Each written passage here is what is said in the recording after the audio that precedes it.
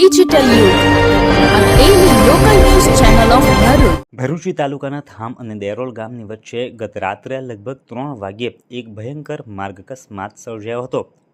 આ અકસ્માતમાં એક મહાકાય બોઇલર લોડેડ ટ્રકે એક પિકઅપ ટેમ્પોને જોરદાર ટક્કર મારી હતી, જેના કારણે પિકઅપ ટેમ્પોના ચેચિસના વચ્ચેથી 2 ભાગ થઈ ગયા હતા.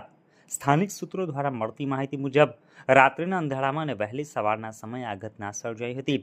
બોઇલર લોડ કરીને જઈ રહેલા ટ્રકના ચાલકે બેફામ ડ્રાઇવિંગના કારણે પિકઅપ ટેમ્પોને એવી જોરદાર ટક્કર મારી હતી કે પિકઅપ ગાડીની હાલત અત્યંત ગંભીર બની ગઈ હતી અને તેના મુખ્ય ભાગના 2 ટુકડા થઈ ગયા હતા.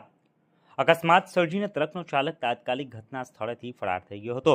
જોકે સ્થાનિક લોકોની સતર્કતા અને કાર્યવાહીને કારણે આ ડ્રાઈવર ડેરોલ ગામ નજીક આવેલ એક પેટ્રોલ પંપ પાસેથી ઝડપાઈ ગયો હોવાની માહિતી પ્રાપ્ત થઈ હતી. અકસ્માતની જાણ થતાં જ પિકઅપ ટેમ્પોના માલિકે તાત્કાલિક પોલીસનો સંપર્ક સાધ્યો હતો.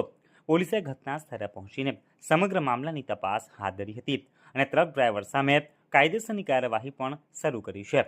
સદભાગ્ય જાનહાનિના કોઈ મોટા સમાચાર નથી, પરંતુ આ ગમખ્વાર અકસ્માતને કારણે માલસામાન અને વાહનને મોટું નુકસાન પહોંચ્યું છે. પોલીસે સમગ્ર ઘટના અંગે ગુનો નોંધી આગળની કાયદેસરની કાર્યવાહી હાથ ધરી છે.